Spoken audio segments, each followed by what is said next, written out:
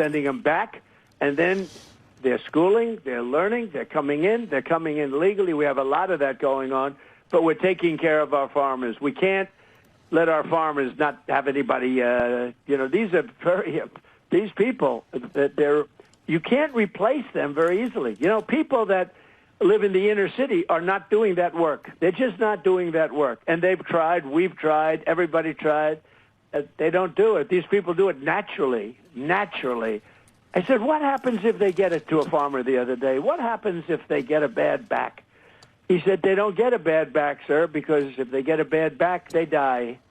I said, that's interesting, isn't it? Well, you heard that. Donald Trump is a believer in eugenics. He believes that white people are the superior race, and inner city is code for black people, and he believes black people cannot now work on the farms. I guess they're not good enough for that. So Hispanic people can do it because they have the backs for it. This is what this man is saying out loud in interviews. He is a racist. It's been proven time and time again. The man had Mein Kampf on his bedside table that he would read at night. Enough to let you know where he stands on that. Just more outrageous, racist things from Donald Trump. They want to arrest those who can do the farm work, well, until their backs give out. And then he'll probably ship them to El Salvador or some other country. Just more vile statements from the president and let you know where he stands. So I know Donald Trump ain't regretting deportation, huh? Wait a minute, did I read that right? Did I hear that right? Come on, sip a little tea with Auntie. Let's talk about it. So you regretting deportation. You went around and had ICE snatch them people clean about the fields. Arrested them, took them to countries that wasn't even their own original countries, and put them in camps that looked like concentration camps. For what? Did you think you had another race that you can pop into those jobs? Did you think you can pay another race as little as you were paying those people from other countries who were here illegally? That's what you thought. You thought if you put the pressure, jack the prices up of everything, make it high, make people around here struggle, that you was going to have a certain race that would run to those jobs. I bet you I know which race you thought it was going to be. I ain't going to take it there, but y'all know. But see, Dino, let me put you up on something. Our ancestors, were forced to be in those fields. Our ancestors lack knowledge. They were unable to go to school and be educated and learn how to read, learn how to count, learn anything about handling business. They were forced. They were just tossed there, told whatever, and they had to do it. Shout out to our ancestors. Shout out to all the people who fought to give us equal right, fought to give us education, fought to give us our own. I'm proud of black people. I'm really, really proud of black people. Why am I saying so? I'm saying I'm proud of black people because black people have just made Donald Trump rethink about one of his biggest decisions that he has ever made. Remember, he was chasing out immigrants out of the United States, thinking that black people are going to be going and working in all these spaces that were left for a poverty wage. And black people know their worth. And they say, nah, we ain't going to do that. And they made a statement. Black people refuse to go to work on those farms. It's not because black people are lazy. It's because these are a group of people that know their value.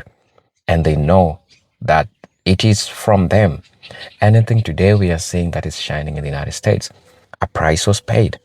And a black person paid the price, right? And so, through Mr. Donald Trump, he thought that, okay, after I've deported all these people, black people are going to work. And we're going to take it back during those Jim Crow times. But it didn't happen. And so that really made me happy because Mr. Donald Trump is rethinking about his decisions, and now the economy is falling. Black people's refusal to work in these places is affecting the United States economically. And that's one thing we need to note, and that's one thing we need to know. So I really want us to watch this video. I'll be back, and then you know how I do it. I'll be sharing my thoughts at the end of it all. I'm really just proud of my people. Really, really proud of black people in the United States. For the first time, I really felt like that was a true cause, and that really made a statement. And everyone felt the pain of failing to see black people going to work for them. Right? So let's watch the video. I'll be back. If you're watching us for the first time, I'm going to be asking you to please subscribe to the channel, join our membership, and really get so I can offer you. But until then, I want us to watch this video. I'll be back and we'll be having this discussion. Fought so we can go to school and learn business. Fought to just simply teach us 1 + 1 = 2. We are not our ancestors. We are not our ancestors. Do you hear me? Dino. Boy, you if FAFO ain't just, circling around the White House right now, you done fucked around and found out, didn't you? Bye, y'all. So apparently the Republicans thought if they got rid of the illegals and they put more financial pressure on the black communities and the people of color that are American citizens, that we would want to go in the fields and we would want to do the work that the previous citizens that hadn't yet to obtain their citizenship would do. Now, hear me out. When the produce immediately changed, at first I was a little annoyed.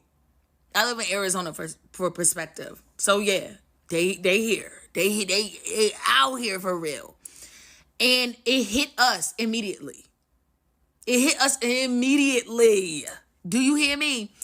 When the produce went bad, at first, and not bad, but like it just was, you could tell. Like you can tell the difference. At first I was a little annoyed, but then I sat back and was like, no, actually, no, for real. That's what they need. They need to see that. And it wasn't just the produce. That's the crazy part. It was the produce and so much other shit that immediately like came like a wave through Arizona. They needed that wake-up call. I've been staring at a house that has been taking upwards of at least, I want to say 7-8 months to finish. Before they left, I used to watch, because this is where I live at, the whole strip is being developed. I watched them complete an entire development in under a year. I watched them complete an entire development in under a year. For perspective, it's a big ass development too. The entire development was done in under a year. There are houses on this strip in the past 6 months, they just been sitting. I had to stand still. Crickets. Where y'all at? When the produce went bad, I was annoyed at first, but then I said, no, they need this wake-up call. They need to know the contribution, citizenship or not, that these people actually make to this country.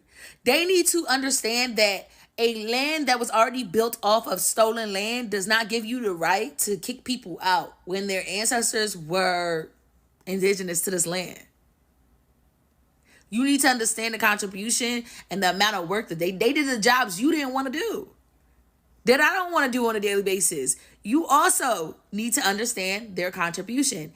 Now, Trump wants to bring them back legally because he's like, them not trying to get out there in the sun, and they not trying to do none of that work, and not. Why? So you can treat us 10 times worse? You gonna have to pay to play, baby. You gonna have to pay them people to come back here. Y'all humiliated them in front of the whole world in the nastiest, most vicious ways. You gonna have to pay them people to come back here. Oh, and just so you know, our produce has increased. So I know they let some of y'all back in. Don't lie. I know they pushed some of them applications through and was like, listen, when can you clock back in? Okay? Everything's going to shit. I bet it is. I bet it is. You need to issue a very public apology. You need to offer them something.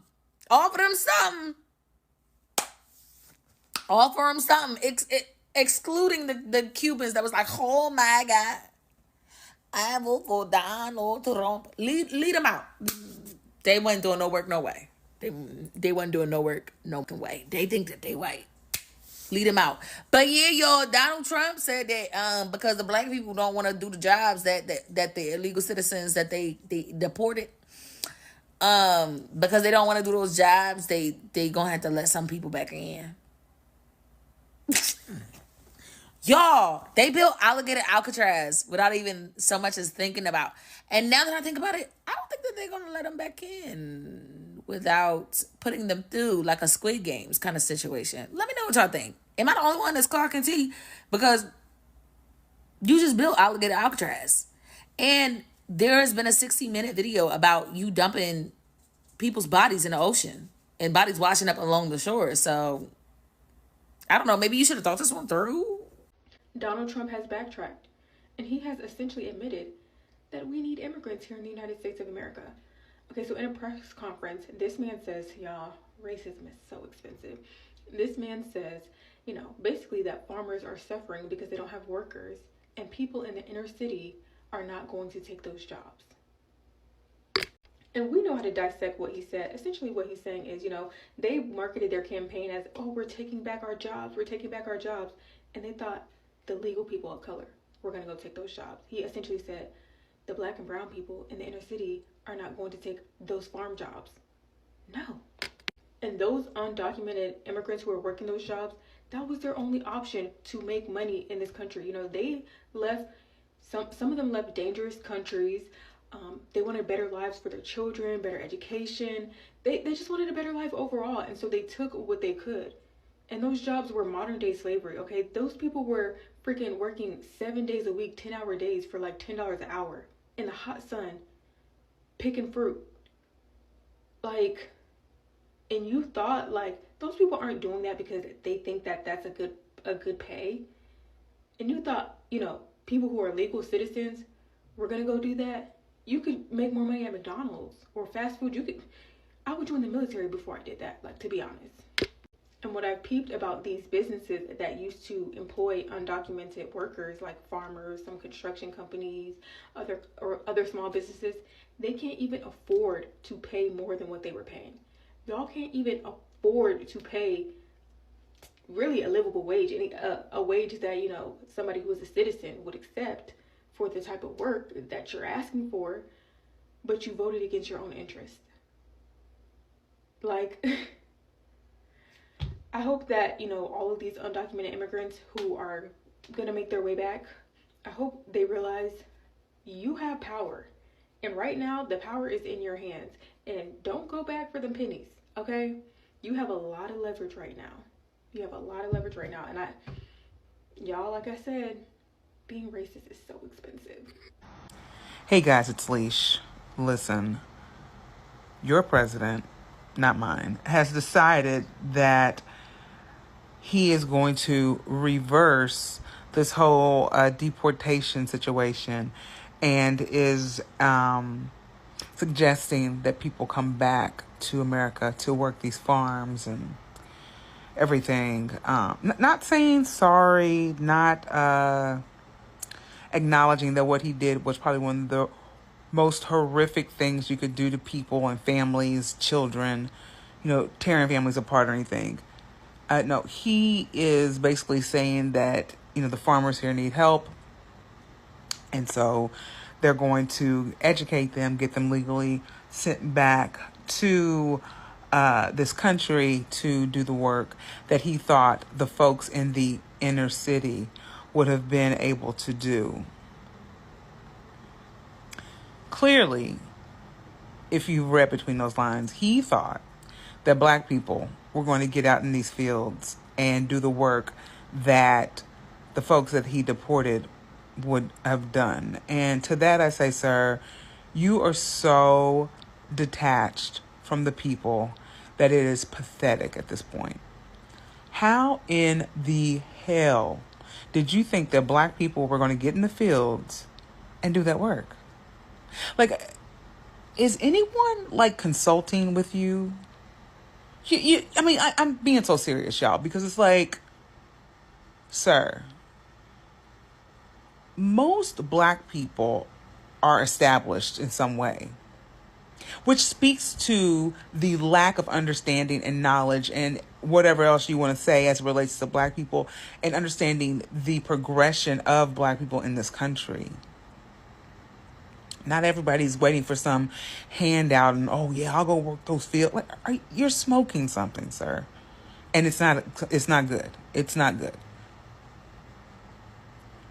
So yeah, that's your president. He's a hot mess. And yeah. Hello, brothers and sisters. Welcome back to the channel. I'm hoping that you're doing great from wherever you're watching me from. Again, I'm your host and presenter, Eugenics Stories. Let's talk about this. Now, the contradiction in Donald Trump's stance. Donald Trump's political brand has long leaned on anti-immigration rhetoric, border walls, travel bans, and mass deportations. These were key features of his presidency. But the reality is that America's economy, especially in agriculture, construction, hospitality, and elder care, runs on immigrant labor. Deporting large number of undocumented immigrants created a vacuum in industries that native-born Americans, particularly Black Americans, have been unwilling to fill under current conditions. Now, if Trump is expressing regret and calling for immigrants to return, it's a direct admission that these industries cannot function without Black people. And these are a group of people, and as I said, they have mastered who they are and they know their value as people. I'm also going to be talking about Black refusal as a political and economic pressure point. Black Americans have refused to step into these farm roles, not because they are unwilling to work, but because their work is often exploitative. Low wages, unsafe conditions, and systemic racism from employers.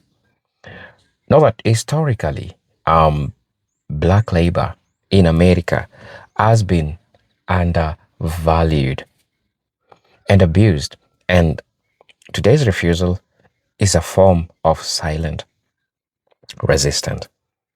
This refusal has cornered white farmers and political leaders, making them face the reality that cheap labor cannot always be replaced by pressuring Black Americans. Right? Cheap labor, you cannot achieve it by pressuring a group of people to work for you so that you can achieve all that you want. I'm also going to be talking about the unintended consequences of deportations. When Mr. Donald Trump pushed deportations, especially of undocumented agricultural workers, many from Latin America, the immediate effect was labor shortage on farms. Crops rotted, supply chains were disrupted, and farmers publicly complained about financial losses. This was not just a rural problem. Food prices and availability were affected nationwide. Ironically, the very policy meant to protect American jobs ended up exposing the unwillingness of many Americans to take these roles at current pay and conditions. That's really diabolical. That's really crazy. Because they're trying to look at, all these folks, white folks themselves, they don't want to work on their farms. Who can we make and pay them few pennies so that they can work on their farms? And they're saying that Black people can do the job. It came to their disappointment that Black people are not ready to work on their farms. I'm also going to be talking about the dependency on immigrant labor. U.S. agriculture has been heavily dependent on immigrant labor. For decades, these workers, often from Mexico, Central America, and the Caribbean, accept difficult, seasonal, and physically exhausting jobs because economic conditions in their own countries make them more willing to endure exploitation. Without them, farm productivity collapses. Trump's regret reflects the reality that immigration labor isn't a backup plan, its primary driver in these sectors. Also, another thing that I like to address is the replaceable worker illusion. Yes, let's talk about the replaceable worker illusion. For decades, there has been a belief among some political leaders that black Americans could simply replace immigrant workers when needed. But this assumes two falsehoods. First, black Americans are desperate enough to accept exploitation. And second, that historical racial wounds can be ignored in labor relations, while in reality, black workers are less likely to tolerate certain mistreatment because of generational experiences with systemic abuse on farms, especially in the South, right? So, taking note of that, they have an illusion. Black labor is really, really replaceable. We can get it anytime we want and we can take it away anytime we want. Um, I'm also going to be addressing political optics and hypocrisy. Yes, political optics and hypocrisy. If Trump now pivots into inviting immigrants back, it creates a political whiplash. It contradicts his image and as the strong anti-immigration figure and exposes a gap between rhetoric and reality. His base may resist the idea, but the agricultural lobby, a powerful in Republican states, may pressure him to follow through, showing that economic needs often override ideological posturing, right? How is this affecting the black immigrant relationship? It does. And I'll answer you by saying there's a potential division if immigrants are brought back, specifically to replace black Americans who refuse to be exploited. It plays into a long standing divide and conquer tactics where elites pit different labor groups against each other to prevent solidarity. If this is not handled carefully, brothers and sisters, it could worsen tension between African immigrants, African Americans, and immigrant communities, even though both faces similar forms of exploitation. Um, the global dimension is seeing these African workers in the US farms. Let's talk about it. If the push extends to bring workers from Africa, because I heard from Rwanda somewhere, this introduces a neo colonial element using African poverty to fail American labor shortages.